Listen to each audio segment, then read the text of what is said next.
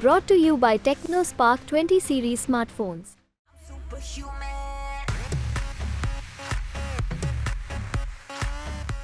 एक तरफ गुजरात में क्षत्रिय समाज विरोध प्रदर्शन कर रहे हैं। बीजेपी के कैंडिडेट पुरुषोत्तम रूपाला को राजकोट से अपना नामांकन वापस करने की बात कर रहे हैं, तो दूसरी तरफ देखें तो पुरुषोत्तम रूपाला ने अपना नामांकन दाखिल कर दिया। जगन्नाथ मंदिर से पदयात्रा के बाद रूपाला ने पूर्व मुख्यमंत्री विजय रूपानी की मौजूदगी में एक विजय संकल्प रैली को संबोधित किया और इसके बाद रूपाला ने कलेक्ट्रेट में पहुंचकर अपना नामांकन दाखिल कर दिया। गुजरात में क्षत्रिय समाज रूपाला का टिकट रद्द करने की मांग कर रहे हैं, लेकिन रूपाला हैं कि मानते नहीं। बीजेपी कैंडिडेट के तौर पर नामांकन दाखिल करने पहुंच भी गए और नामांकन दाखिल कर भी दिया और पूर्व सीएम विजय रूपानी भी उनके साथ थे और सबसे ज्यादा अंतर से जिताने की अपील भी लोगों से कर रहे थे। लेकिन जो कुछ दिन पहले, एक दो दिन पहले ही जो भीड़ नजर आई थी राजकोट में, जो महासम्मेलन किया गया था राजपूतों की तरफ से, उसी भीड़ को देखने के बाद समीकरण कुछ और ही नजर आता है।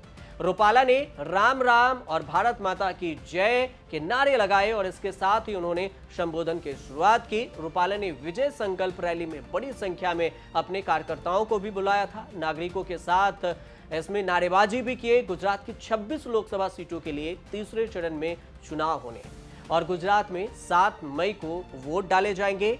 राजकोट की सीट बीजेपी को क्षत्रिय समाज के द्वारा विरोध का सामना करना पड़ रहा है और इस पर काफी बवाल मचा हुआ है। सिर्फ एक सीट को लेकर न सिर्फ गुजरात बल्कि राजस्थान, उत्तर प्रदेश के कई जिलों में भी राजपूत समाज विरोध प्रदर्शन कर रहे हैं। आंदोलन से राजस्थान में भी पहुंच गई और राजस्थान में ये आशंका जताई गई कि राजपूत के बाद जाट समुदाय भी विरोध प्रदर्शन करेंगे। हालांकि राजस्थान के सीएम भजन लाल खुद कह रहे हैं कि इसका जिम्मा मेरे पास है कि मैं इस विरोध प्रदर्शन को आगे नहीं होने दूंगा। फिर भी पुरुषोत्तम रूपाला मानने को तैयार नहीं। 3 बार उन्होंने माफी मांगी है, लेकिन राजपूत समाज माफ करने को तैयार नहीं। उन्होंने सीधे तौर पर कहा है कि अगर बीजेपी अपने कैंडिडेट का नाम वापस लेती है तो हम माफ कर सकते हैं, नहीं तो नहीं।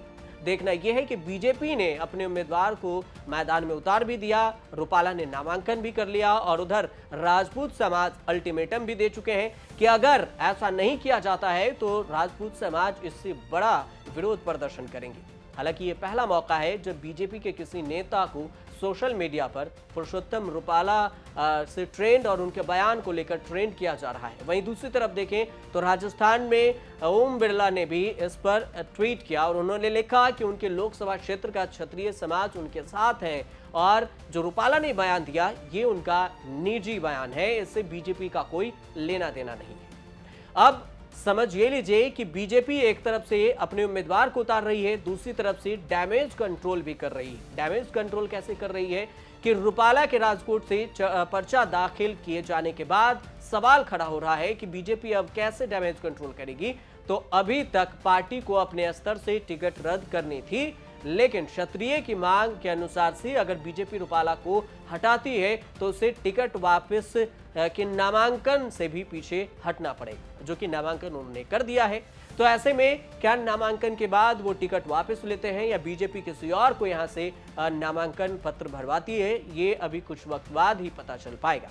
रूपाला के नामांकन के बाद अब पीछे हटने की गुंजाइश काफी कम बची है, क्योंकि कोई भी सीट पर अगर प्रत्याशी मैदान में होता है तो वो बहुत ही ज्यादा विरोध या ऐसी कोई आपात स्थिति होती है जब किसी कैंडिडेट को वापस लिया जाता है। ऐसे में राजकोट की धरती पर 22 साल पुरुषोत्तम रूपाला बनाम परेश धानानी के बीच में मुकाबला होने की उम्मीद और भी बढ़ गई है। परेश धानानी 18 अप्रैल को नामांकन दाखिल करेंगे। गुजरात में नामांकन दाखिल करने की आखिरी तिथि 19 अप्रैल को है। 20 अप्रैल को नामांकन पत्रों की जांच होगी, फिर 22 अप्रैल तक नामांकन वापस लिए जा सकते हैं।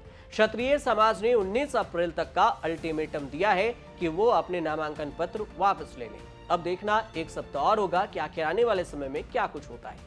गुजरात में रूपाला ने राजकोट लोकसभा सीट से दावा ठोक दिया था और जो बयान दिया था वो बयान भी आप सुन लीजिए कि उन्होंने क्या कुछ कहा था। उन्होंने कहा था कि जब तत्कालीन महाराजाओं ने विदेशी शासकों और अंग्रेजों के उत्पीड़न के आगे घुटने टेक दिए थे और यहां तक उन्होंने कह दिया था कि न सिर्फ घुटने टेके बल्कि अपनी बेटियों की शादी भी उनसे करा दी। 22 मार्च को अनुसूचित जाति के सम्मेलन में रूपाला ने ये बयान दिया और रूपाला के इसी बयान से क्षत्रिय समाज नाराज है।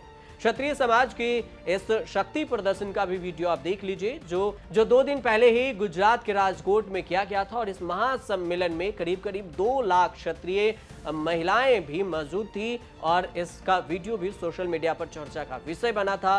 सौगंध भी लिया गया राजपूत समाज की तरफ से कि बुरी तरह से बीजेपी को पराजित करेंगे और ये हम वचन उठाते हैं। इस शक्ति प्रदर्शन से पहले राजस्थान के चित्तौड़गढ़ में भी 13 अप्रैल को राजपूत समाज ने रूपाला के बयान के खिलाफ प्रदर्शन भी किए थे। आमतौर पर राजपूत समाज को बीजेपी का मूल वोट बैंक माना जाता है। अब देखना यह होगा कि ये बीजेपी के रूपाला के खिलाफ जो विरोध प्रदर्शन हो रहा है वो 4 जून को जब चुनाव परिणाम आएंगे तो फिर क्या परिणाम यहां पर निकलकर सामने आते हैं। हालांकि 19 अप्रैल तक का अल्टीमेटम है राजपूत समाज की तरफ से। अगर रूपाला अपने टिकट वापस ले लेते हैं, नामांकन अपने वापस ले लेते हैं तो फिर नया समीकरण इस बीच में निकलकर सामने आ सकता है। फिलहाल आप देखते रहिए न्यूज़ तक।